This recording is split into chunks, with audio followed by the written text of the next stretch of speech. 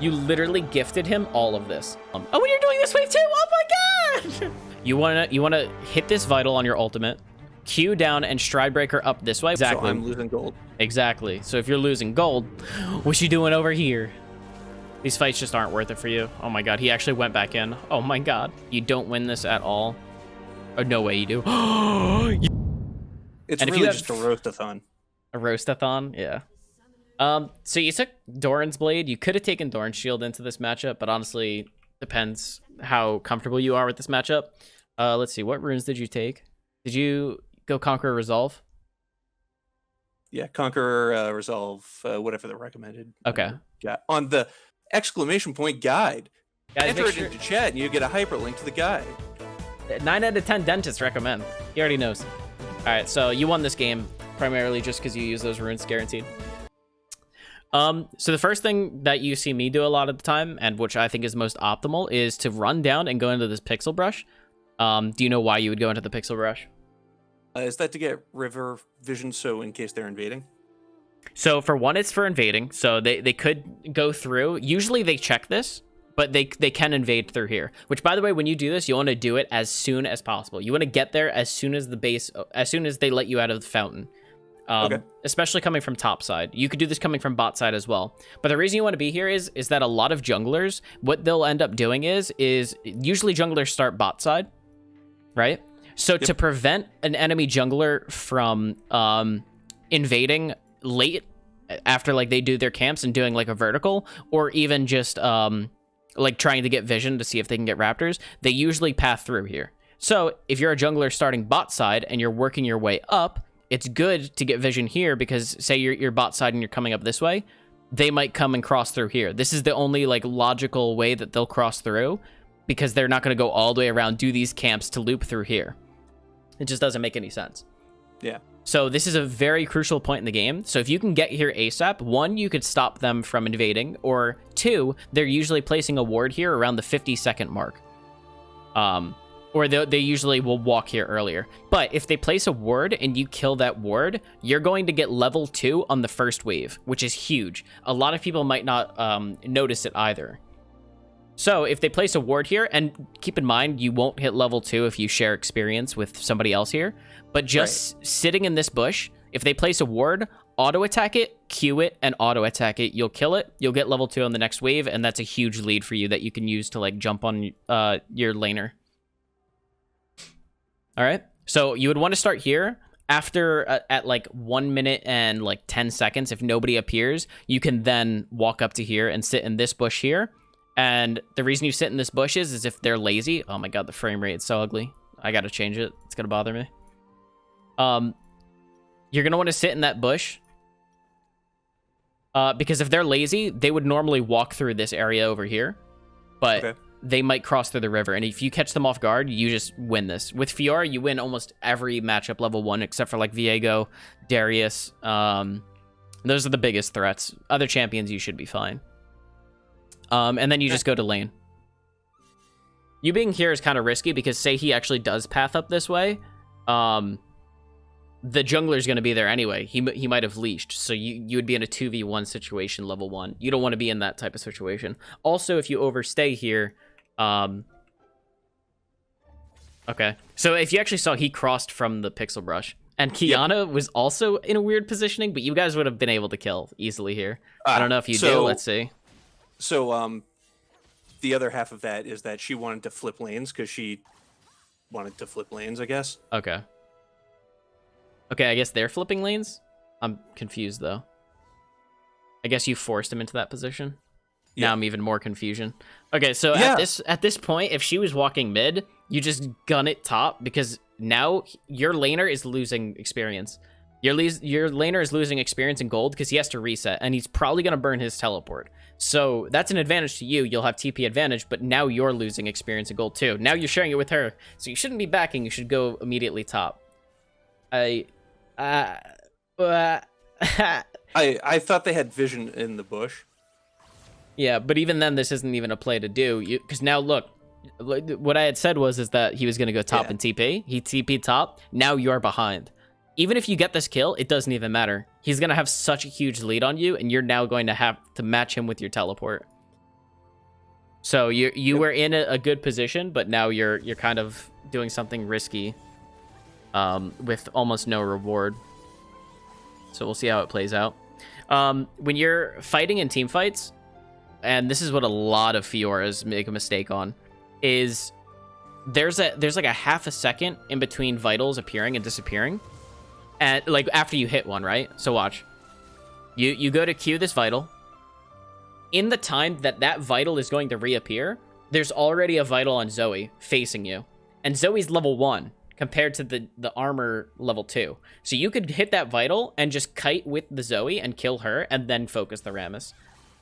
But instead you reposition and go to the right. Now here again, look, you're chasing the Rammus towards that upper vital when you still have that vital that was right next to you facing the side that you were on. So when you're in team fights, you basically want to hit one vital on one person, hit the next vital on the next person. And while you're hitting that next vital, the other vital is going to appear. So you can just jump back and forth between people. And there's a really good way to, one, get HP on yourself because you heal from it, but two, get a decent amount of damage on multiple targets. And three, it kind of confuses them because you're like, they don't know which one you're going to target. So they're going to kind of do like a wiggle where they basically go in and out based on you doing that, which is something I've recently learned and how it's fucking disgustingly OP. But yeah, so in this scenario, for one, you wouldn't focus the tanky person, you would go for the Zoe. And just a general rule of thumb for everybody in team fights, think in order of who you want to attack. The first person you should want to attack is the person who's going to deal the most damage. And whether that's a bursty champion, whether that's just an ADC, because think about it, if an Elise, what's Elise's purpose, right? She sucks late game for one reason, and that is because she does burst damage. She works off of cooldown. So in a team fight, if she uses all of her abilities, she's worthless. Don't attack her. Go for the next person who does the most damage. And then don't even focus the tanks or anything like that. It depends on the scenario of where you're positioned. But in a scenario like this, you had Zoe, who is level 1 right in your face. And I'll probably go into more of that once we get to team fight, so I could show you more, better examples. Yeah, so right now you're losing everything top. It's terrible. So you had a lead and you threw it for something that wasn't worth it. And now you're teleporting. So you're lucky that Jace doesn't know how to farm, and Jace pushed that wave. Because what Jace would have done is he would have slow pushed it, and you would have lost a lot more CS. So when you actually came up here, even with teleport, you would have missed a lot. Yeah, he starts doing that later. Okay. So right now, you should just look to farm. Now, in a ranged matchup, when do you want to look to trade? Like, you being Fiora, when do you want to look to trade into a ranged matchup? That's actually an excellent question, because I don't know the answer to that. Okay, it's fairly simple. When the wave is pushing towards you, give it. Don't fight them. But when the wave is pushing back to them, that is when you fight them. So if you have a Teemo, if you have a Vayne, if you have a Jace, anyone who has range, give them prio in lane early. It's fine. One common thing you could do is again, since you were at Jace, I was talking about you doing some cheese here, which is really strong. But knowing he's a ranged matchup, what you can do is you can walk, and you've probably seen this before, you walk over here, you stand in this area, and you let the wave crash to you, and then you kind of just like dance and pull the wave this way. This is the first wave before the game even starts, before the minions even meet. You're basically pulling the wave and bringing it this way. Do you know why you're doing that, or what that does? So is that similar to how you pull it to either side when you're mid, so that you're bringing the wave closer to this side so that their wave builds up faster and your wave takes longer to get there, so they kill your minions faster, right? Exactly. Basically what that does is, because remember how I said Jace can slow push? If you pull the wave in the beginning, you're basically forcing the wave to be in this spot, which allows it to push faster towards your turret. So he can't slow push it. You'll miss less minions, and you get it to crash at your turret at a faster... Okay, my camera's fucked up. You get it to crash faster. And then once it crashes, that's when you look to fight. So right now, the wave has crashed. You could look to fight here. You're kind of low because you got poked down and you had that shenanigans that was going on like earlier. Yeah. But that's ideally what you want to look to do. So in range matchups, you could pull the wave in the beginning. Okay.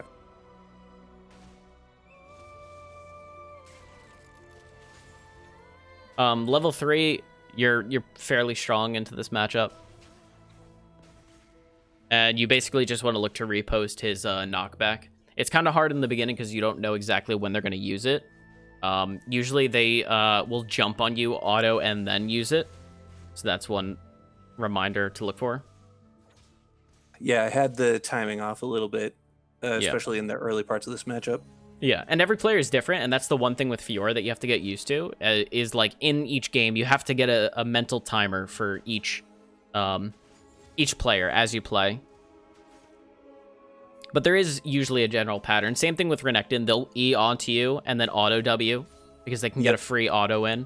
Sometimes then, because you caught onto that, they'll E and then auto you. I mean, they'll E and then W immediately. Now, one thing I want to say here is that you're kind of walking up and letting him auto attack you for free. Like, there's no reason that you should step up because he's just perma pushing this into you. So if we just rewind real quick, let's see. So when you're farming under tower, it's fine. You can use your Q to farm, which I think you've been doing for some time. Like, you could Q that. I think it was still on cooldown because I missed the previous minion. Okay. That I tried to Q to. So right here, he's going to continuously push it into you. So there's... Oh, wait, no. Sorry. I just realized the cooldown timers are right there. I'm just dumb. Yeah. That's what that was. Okay, so you should be able to win this. Oh, yeah. Yep. Yeah, as long as you land your repost, you're pretty much golden. So, do you understand wave management in general? I thought I did at one point, but... And then it just all left you? Yeah. Okay.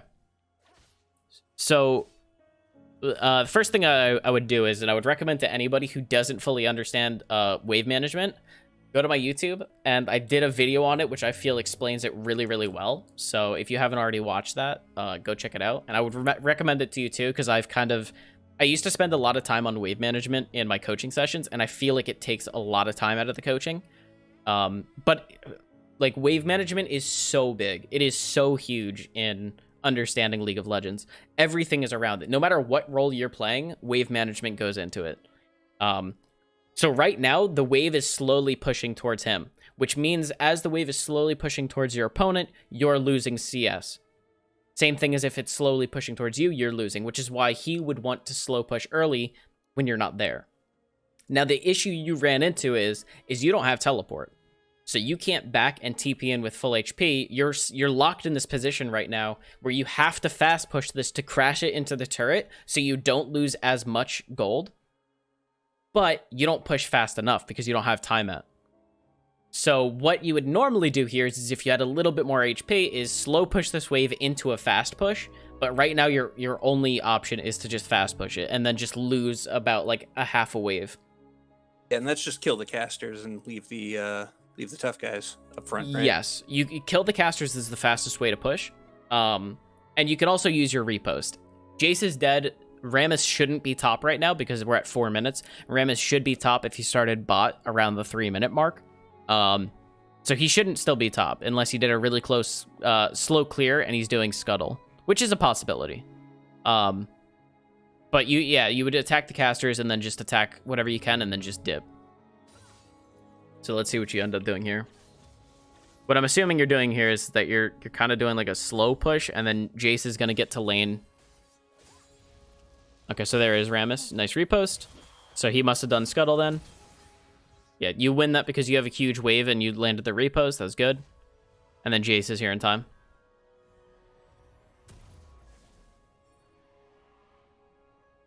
There's an asset on the screen that says activate Windows. Just an FYI.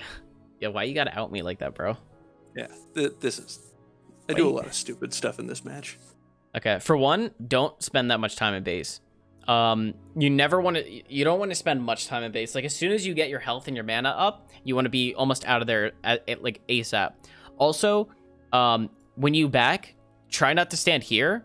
Just walk to the edge. Just walk to the edge so you save this time. Honestly, a lot of this stuff matters when you don't get a good back. For your instance right here, you really didn't get a good back, and you're going to lose probably, for the amount of time you sat here, maybe 3 or 4 minions, especially you not having this gap. And again, gold is literally everything in this game. So those 3 or 4 minions can save you a lot of time getting items later on in the game. But that's just something to keep in mind. So you get whip here, which is fine. I think. Oh, okay. Did we freeze? No, we're good. Whip is fine. Again, ideally, the build that I've been going with, I like Vampiric first because it gives you sustain, especially into a poke matchup where he's going to be trying to poke you down. So that way you don't find yourself again under turret, like, you know, with no health. So we'll see how this pans out. That's what I think happens after this.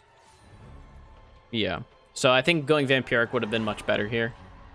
You had the 1200 gold, which is good for the whip, but you could have gotten boots and Vampiric and maybe even like a pink, which I think would have been better. Now here he's trying to threaten to freeze. So instead of going to ward here, you have a vital facing you. You might as well get free damage on him because if he tries to engage here, you have all those minions backing you up. So that's just a small window that you just gave him to freeze. And now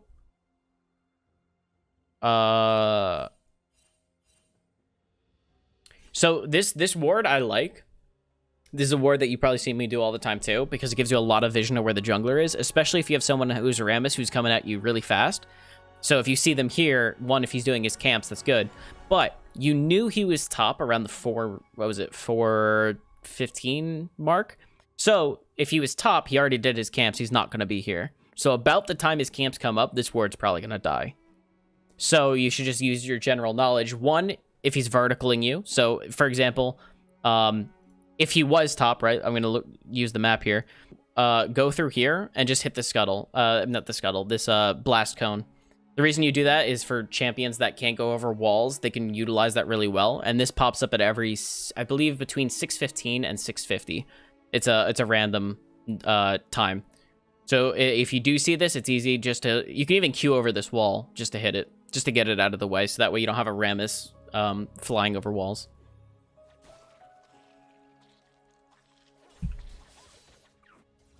I don't know what going for the scuttle was. Good repost. We take those. Going for the scuttle here, it was just because Jace is freezing. Yeah. And I kind of overestimated his damage. Okay. So that's one thing. So that was a good gank mid that you had. But you never want to give a freeze, because he's basically a ticking time bomb. He's getting so much more CS and gold than you while denying CS and gold. So one of two things would happen. For one, you shouldn't have given him this freeze in the beginning. Remember how I said you would Q that vital that was facing you? He would take a lot of damage and he would take a lot of minion damage, so he wouldn't want to be in a spot like that. Right. So he wouldn't be able to freeze in that scenario. But say he is really ahead and he freezes on you. What's your other option? Gank. Like you ask for a gank, you're saying? No, well, you could do that if you're freezing under your tower, but I'm saying you roam and gank and try to get some gold that way. Or are you talking about taking the top camp? No, because the freeze is gonna the freeze won't be stopped unless you stop it. It has to be stopped somehow. So you going to do other camps and you ganking is fine. You wouldn't want to do it on a freeze. You would want to do it on a roam timer, which means you taking this wave, crashing it to the wave, and then roaming, because it's going to bounce back to you. But him freezing here, it's not bouncing back. He's safely farming and denying you gold. So the only other option you have is to ask for a gank. That's why I was kind of leading you towards the answer. I thought you were onto it. But you would ask for assistance from either your mid or your jungle. That's assuming you fell behind. You didn't really fall behind, but because you kind of left, you're kind of putting yourself in this situation. And it really doesn't take much for a jungler or a mid to help. They literally walk up, use their abilities on the wave, and leave. So it really doesn't, it really isn't much. But yeah, so you come back here. You're trying to break the freeze. Okay, and you broke the freeze successfully. That's good. And you see, like, there's no reason to go anywhere else. It's that simple. He's not that ahead of you because he hasn't killed you. He hasn't denied you like a full wave under turret. None of that. But this is if he is ahead and then he does end up freezing on you. Now remember what I said earlier, which is if the wave is pushing towards you, don't fight him. Fight him when the wave is pushing towards him. The same thing happens here where you can look to Q into like easy vitals or Q whip since you have whip. But you would want to fight him when it's bouncing back, or you could threaten a freeze. Now, why is freezing important?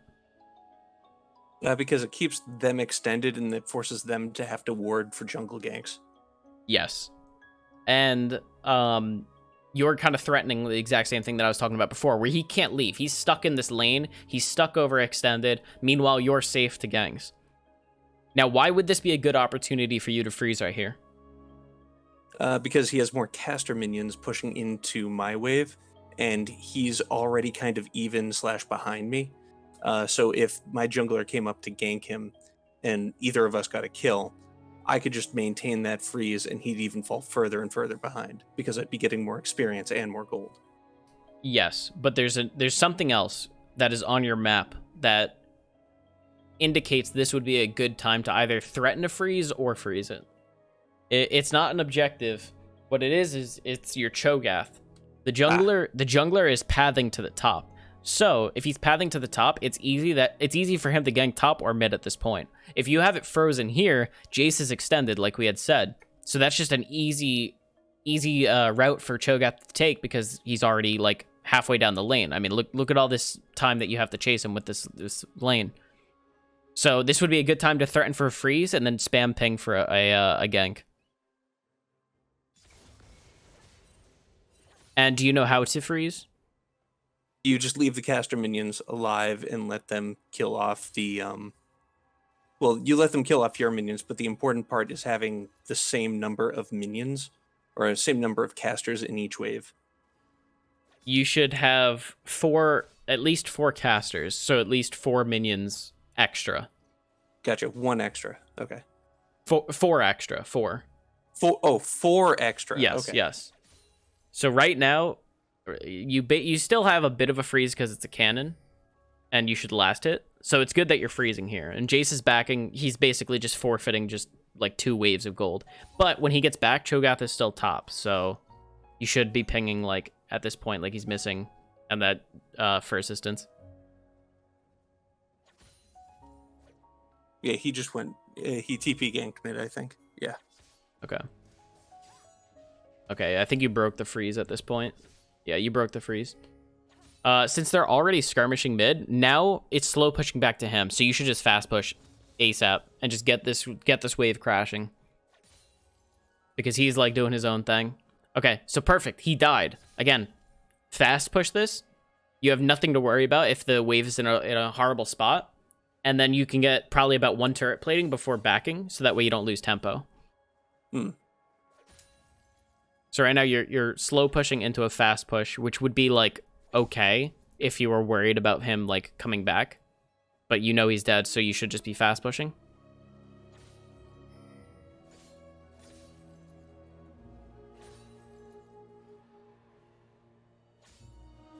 I saw the missed cannon. Y'all ain't slick. I saw it. Okay, so again, right now, you just, instead of crashing this wave, you literally gifted him all of this. You gave him time to farm that without the turret, like, stealing any of it. So you just bundled, by slow pushing, you bundled all of those minions up, you put a nice fucking bow on it, you put some nice gift wrapping on it, and you just gave it to him. And now you're leaving, giving him the opportunity to freeze back on you, on top of getting all these minions. So what you would want to do is you would want to fast push. Again, I don't know, even if you slow pushed it, which again, you should have fast pushed initially, but even if you slow pushed it like this, clean up these minions, and then you can leave. Because now you're giving them an opportunity to freeze. Gotcha. And then you go for Scuttle again. Yeah, no, so there's this thing called tempo, which is basically getting a lead and cashing in your gold at proper times, so that way you can keep that lead, basically. That's the simplest way of putting it. So you getting these kills on Jace and getting all these minions while he was like AFK, or while he was like dying mid, you would shove this wave into the turret, which then bounces the wave back to you, which if the wave is coming towards you, are you losing minions or is he losing minions? If the wave is bouncing towards me? Yeah, so the wave is coming to you. So if the wave is bouncing towards me, he'd be the one losing minions. Exactly, which means he's stuck in lane having to shove it. So you would bounce this wave into the turret. As it's coming back to you, you're losing less minions, meaning you come to you base, you buy items, and you come back stronger. That's what keeping tempo is. You had gotten all those minions. Let's see how much gold you have at this point. I'm sorry. Okay. Yeah, you have a fuck ton of gold. You have 1.7k gold, and now you're being threatened to be frozen on. So with that gold, you could back and get a shit ton of items. He's gonna try and crash that here. You threaten to freeze, you could kill him. It's harder to think about it in that sense because you're like going for scuttle and you're probably not used to it. It's basically all just different ways of managing your gold. And this is putting a deficit in your gold. This is stopping you from making that gold. So again, you're losing that tempo. Like, yes, you getting scuttle. Scuttle's a really good objective, but it really isn't your priority. Your priority would be dominating top lane, roaming mid, placing wards, and potentially killing the enemy jungler, depending on how strong you are, and getting Herald. Those are the main things that you should be looking for, as well as TPing bot and all that. But you doing this and getting scuttle, like, this gold is nice, but you're losing more gold probably from him just holding a freeze on you. Do you have any questions, by the way? No, I think you're doing a really good job explaining everything. Not that I necessarily know what to ask.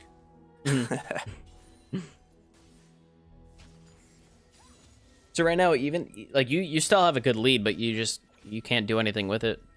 He's low, so you could look to dive here. I think I do that. Yeah, you just have to wait for your repost or not. Okay. Oh, all right. Yeah, I got stuck on the tower and then. Okay. I thought I was going to be able to keep moving, but I didn't hit the vital and got caught there. So yeah. Based upon the side I was on, I should have run the other way. Not that I would have gotten out, but yeah. Let's digest this real quick. So you should have initially waited for your repost. So this is fine, right? Right. I would have waited for my repost because most likely this guy's the way he's been playing a lot of like very greedy. What he should have done is he should have backed and teleported back in. The fact that he wasn't means you should wait for your repost and look to push this wave. If you crash this wave into his turret, you would then be able to tower dive him safely, and you would deny him the next wave. Right? If you're fast pushing, that means your wave is going to be healthier, which means if you have a healthier wave crashing under here, if he dies under turret, he loses that wave. That's what makes diving worth. That's what makes diving worth, even if you die, is the fact that you pushed a wave under turret and he's missing that. Now here, you're killing him without him losing that, on top of you having a bounty. So you're giving him bounty gold, and he's not really losing much for it. Now, again, the smartest thing to do is to fast push the wave and then tower dive him. Even in this scenario that he gave you with you not having repost, you still could have killed him here by ulting, and then you could have auto attack E flashed. But that's being really risky. I wouldn't have done that, but that's just the scenario that we're in right now. And also, if you use attack champion only, you probably wouldn't have hit the turret there. If you don't use it, I would recommend using attack champion only. And by the way, the other thing about that is that now the wave crashes to the turret and he gets there in time, so you actually lost more minions in that scenario. Which is why it's a good idea to build a wave and then do it. Okay, wait, hold on. I was going too fast. I didn't see it. You went mid to catch that wave, which is good because the wave top is bouncing back, which is good. All right, so you finished Stridebreaker now. The fact that you finished Stridebreaker right now, you should be able to kill him right now.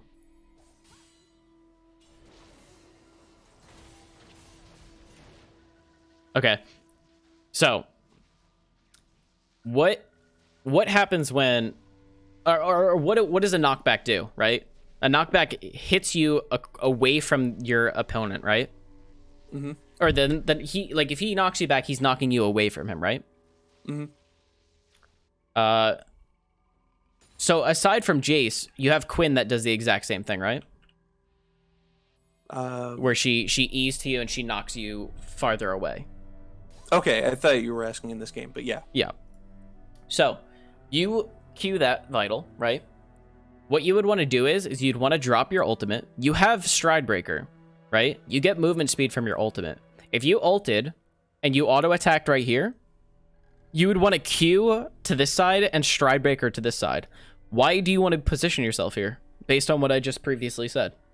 You want to position yourself there because it's in front of him and it cuts off his avenue of getting away, but it also puts you closer to the other vital if he flashes or has some other knockback, well, some other form of movement speed. But then also specifically in Jace's matchup, if he knocks me back, it pushes me towards his avenue of escape.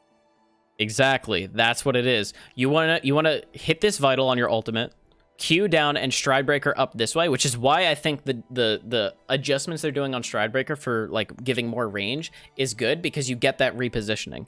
If you reposition yourself and you're now facing this side of Jace, where's he going to knock you back? Not to mention he's already going to be slowed from your Stride Breaker, so it's not like he's going to be able to run in any other direction. And you're faced on this side. If he knocks you back, he knocks you towards his tower, which is his safe haven. Okay, fine. Say he doesn't knock you down, or knock you to the side. Where's he going to go now? He has to run towards my tower, or into lane, or into bush, or into river. If he runs to your tower, he's going to die. If he runs down to bush, guess what vital is left open? The top one. The top one. And you still have the increased movement speed. Your Q is going to be up by that time. You're golden. You just win. That's a free kill. So understanding those opportunities and learning, kind of like how I said before, how to kite with your vitals is really strong with Fiora. Which is why sometimes on stream, y'all are like, oh my god, why'd you go for that play? It's because I'm trying to pull shit off like this, but they kind of are ahead of it, or they know how to like hug walls a little bit better. But this guy, since you already had Stride Breaker, like he's just done. He doesn't have Flash. We saw he used Flash earlier. He's done so. I was feeling really confident in my ability to stop that from happening. Oh, what? With the riposte. Oh, yeah. The knockback with the riposte. We all feel confident until we blow it. Yeah.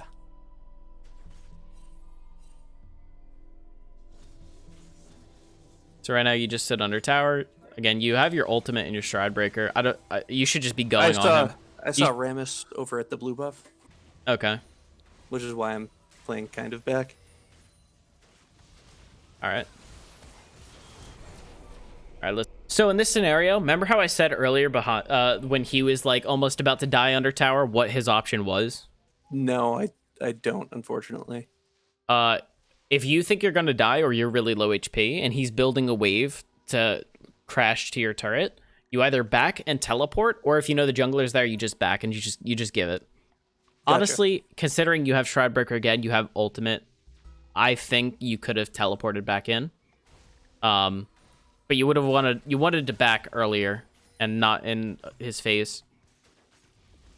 Now, when you see this coming at you, you should always think, all right, if I get ever 2v1'd, you should always, which by the way, for any top laner, you should always be looking at your top lane matchup and your jungler. It matters. It matters a big deal because of situations like this, or if you get in a 2v2 situation where your jungler is ganking and they counter gank. You have to know if you win those or lose those. So in a scenario like this, what would your game plan be? What should you be thinking in this current frame? So what I can tell you what I was thinking, because this was like less than an hour ago. But my thought process right here was that I saw Rammus coming in from that side. I saw the vital on Jace. I wanted to lead Rammus around the tower and kite Rammus as long as possible, while doing as much damage to Jace as possible, so that when Rammus caught up to me, I could riposte that, try to stun Jace, kill Jace, then ult and turn on the Rammus. Okay. So you're kind of close on that. The only thing is that you don't have repost currently. You used it prior, but you also said you had vision of Rammus, so like that's you kind of put yourself in a corner there. But ideally, what you would want to do here is you wouldn't want to use your repost. You'd want to save it. And if he's going for a tower dive, which it was you saw he was building a wave, which means this would be ideal for a tower dive. You'd want to repost again the Rammus coming into you, knocking into you, and you would want to direct the repost at the Jace. Now, you know you can ult repost, correct? Do you know of that combo? Alt repost. So that's when you repost and hit the ult at the same time? Yes. So you press R slightly before the W, and then you'll ult repost Jace. You would get the first vital, then you would Q auto E. You would be able to pop or Q auto and then Stride Breaker. You'd instantly pop his ultimate, get the healing down, and you would basically one-shot him at that point.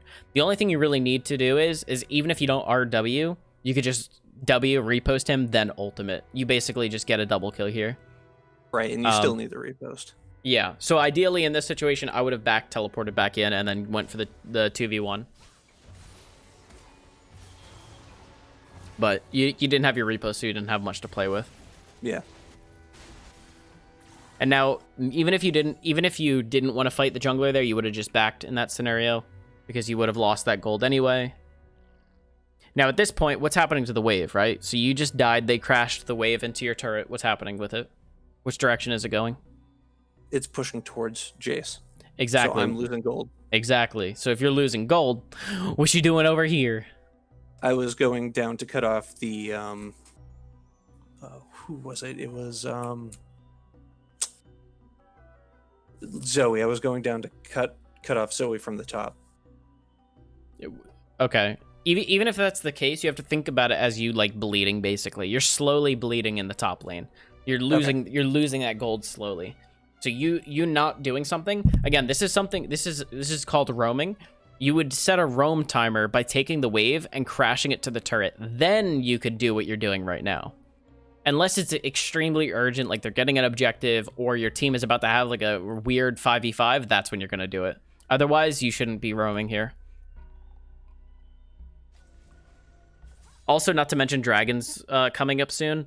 So you would want to push this wave so that way you can rotate down since you don't have teleport anymore.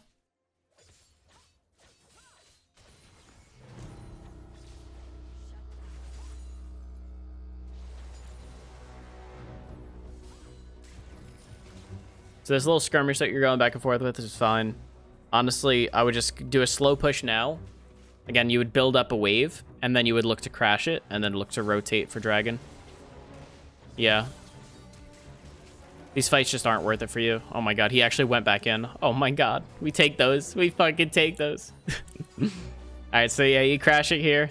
Ideally, in that scenario, you wouldn't win that, though. He went back in, and he kind of griefed that. Yeah. But we take those anyway. We play off of the mistakes of others, so this is worth it.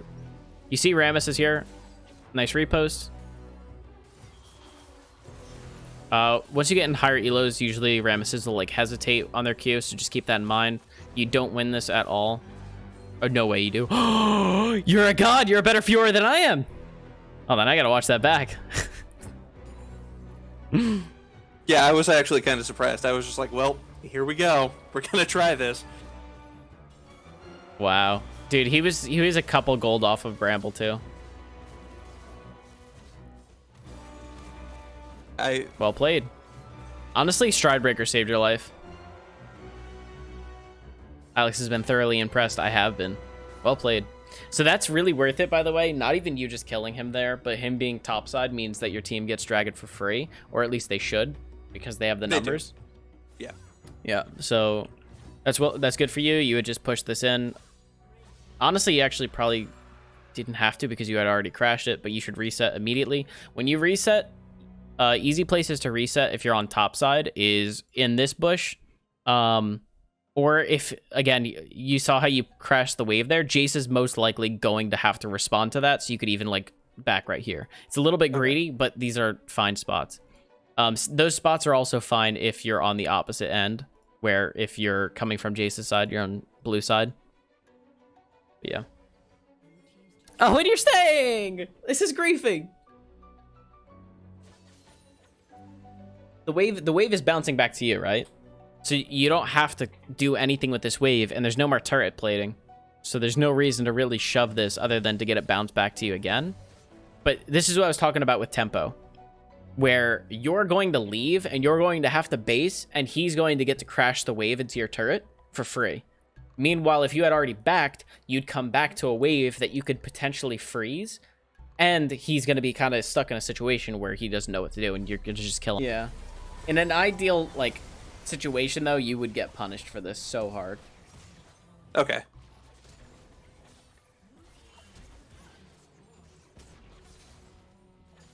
Okay. Does Shelly get one more charge?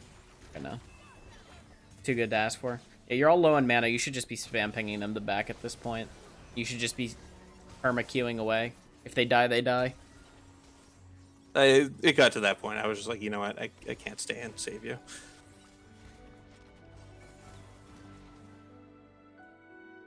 Yeah, you just run out here. Oh, but Shroudbreaker 2 strong? Okay. Yeah, that was just you greeting a little bit. Once you got the GS, you should have just pulled out since you didn't have repost anymore. Yeah. But we all get a little fancy every now and then. I'm feeling pretty confident after the Ramus kills. Yeah. Yeah. You have a decent lead. You could just run anywhere now. You own the map. Yeah, so you should go to catch this wave. It's fine that you get it and not Kiana. Let me see what you got. Okay. Good items. Yeah, Kiana's my teammate. Of course it's fine that I get it. It's not a team game. It's a U game. It's a Fiora game. Yeah, you push mid, so that way you have vision and you have prio, so they have to respond to it. Then you get dragon. This is good. Now, Baron is up, so what you should be doing is you should now go to bot lane. After covering your team... Okay, no, this is just a free fight then. Okay, so in an ideal situation, the enemy team wouldn't look to fight here because Dragon was already taken, but because they did, you're going to punish them, and you guys could just go mid at this point. They're probably going to FF, or yeah, they're either going to FF or you're going to win at this point because top is shoving in. You could also, if you're feeling frisky, you could teleport top, but I wouldn't. The safest thing to do is just to go mid here. Yeah, and you basically just win this. Demo, thank you for the follow. Yeah, so you would only want to go bot here if you wanted to pull pressure from Baron, but your team doesn't need Baron. You guys, you just win at this point since they just kind of griefed.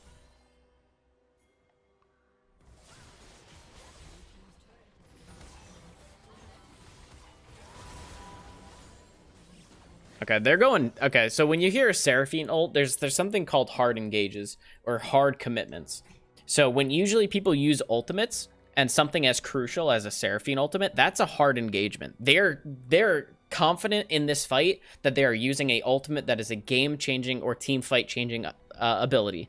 Same thing with like a Galio ult, a Camille ult, what else? A Pantheon ult. Like those are hard engage. Jarvan ult, anything like those. Ornal, the list goes on. If they use any of those, they're committing to a fight. So once you hear that Seraphine ult, even if you weren't looking, they're committing to a full-ass fiesta right here. So your team has a good lead. You guys have Dragon Soul. You guys are chilling. But for the future, if you hear that, that's a sign to either to be in that team fight ASAP or to teleport. And that's something that you look for. Like, say you were a bot lane, right? And say you were split pushing. And you're looking at Baron. And say this fight is occurring at Baron. As soon as you see a hard engagement, or if you anticipate a hard engagement, that's when you would want to teleport. So here, like you pushing this doesn't matter. Killing them and ending the game is basically what you worry about. But I'm assuming they just win this fight anyway without you. Oh, yeah. Yeah, you guys are really ahead, and their team just face rolls. Yeah, and then you guys just end and win. What's up, guys? Thanks for watching my video, and make sure to like and subscribe. If you guys would like coaching in the future, make sure to go to my Twitch page, leave me a follow, and over time, you can cash in channel points to get a free coaching session. If you wouldn't like to do a free coaching session, there's a link down below which you guys can fill out a form to actually get coaching by me. Make sure to leave me a comment down below if you want to see more videos like this one, and I'll see you guys in the next one. Peace.